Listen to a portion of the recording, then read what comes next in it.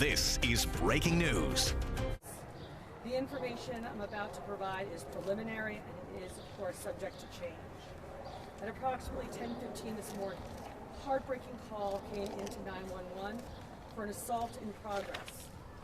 The 11-year-old caller stated that she and her siblings had been stabbed by her uncle. She did not know her address. Quick-thinking police communications technicians at the 911 call center use the technology at their disposal to get an address from the location of the phone that the child was using. Based on that information, officers responded to 1671 84th Street in the confines of the 6-2 precinct. When officers and EMS arrived, they were let into the first floor by an uninjured child and led into a small vestibule facing 2 more doors.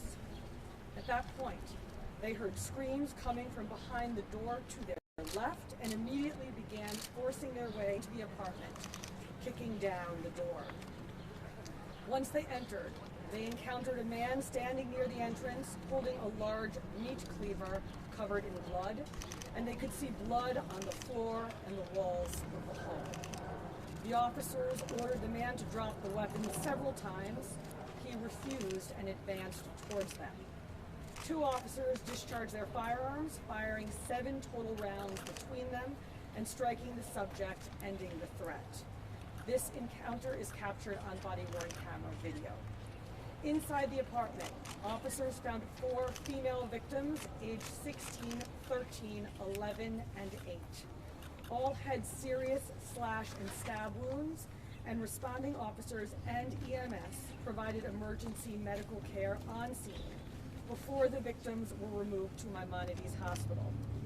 At this time, all 4 children, thank God, are expected to survive, but this could have ended very differently.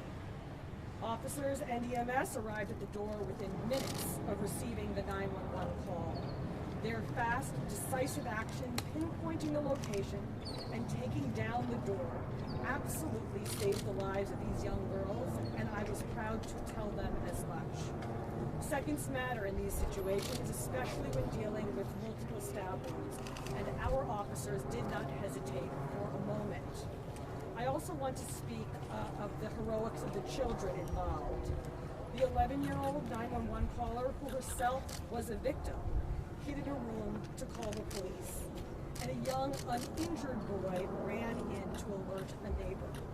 Our cops were removed to Lutheran Hospital for evaluation, and I visited them there a few moments ago to check on them and to personally thank them. I am happy to report that they are going to be fine. Here's what we know about the perp at this time. His name is Lung Chen, 49 years old. His exact relationship to the victims is under investigation, but we believe that he is a relative. He was also treated on scene and transported to Maimonides Hospital in critical condition. 2 knives were recovered, 1 large cleaver in Mr. Chen's possession, and another bloody knife was found in another room. Obviously, the motive behind this horrific attack is still under investigation, and we will provide more information when we have it. According to family members, though, Chen does have a history of mental illness, and we can tell you that there seems to be no prior DV history at this location. But here is the bottom line. Right now, we have 4 children who are still alive because of the quick thinking and decisive action of your NYPD officers and EMTs.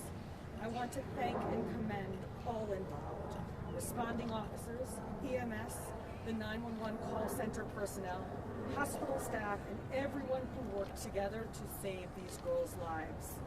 These are true heroes, and they did an exceptional job today. We are now happy to take any questions you might have. All right, folks, we have time for a few on-topic questions. Eli Marseille, please, 11. Hi, so you did just mention that there's some type of mental health illnesses when it comes to the perpetrator. Has any type of resources that you know have been allocated to this home to treat that, or could have this been prevented if more resources are Right allocated? now, there is no history at this home to NYPD of any instance whatsoever. And the information the commissioners provided was provided to us from the family just now. We go to Dean Moses, New York. Was he living at this location? If he wasn't, do you know why he came to this location? It appears he lived here. As to the motive as to why this happened, other than mental illness, we don't know. Our force investigation division will be going through this the next couple hours and figure this out in the next couple of days for that matter. We're going to go to 1010 West Monica Guy. How many other people were living in the house at the time? Right now, we don't know in totality, but we know there was 5 children in there, 4 hurt, and a young man who so bravely went to the neighbors to alert the neighbors to call us, and also that 11-year-old who went to that room and made that call. Quite heroic on their behalf. So just for clarification, 5 children and the attacker. 5 children, 4 hurt, 1's a young man went to the neighbors, and the attacker, you're correct. Any other questions? Was one of the people, Kevin Sheehan, was one of the people that was attacked a babysitter as far as we know? We're going to work with as to exactly who was suing that apartment. Any other? I'm going to go to. Where were the parents of the kids? Well, this might be the father of some of them or the uncle. Again, we're going to work through that, and we believe the mother was out of the house. All right, folks, thank you very much. Thank you for your time. Thank you.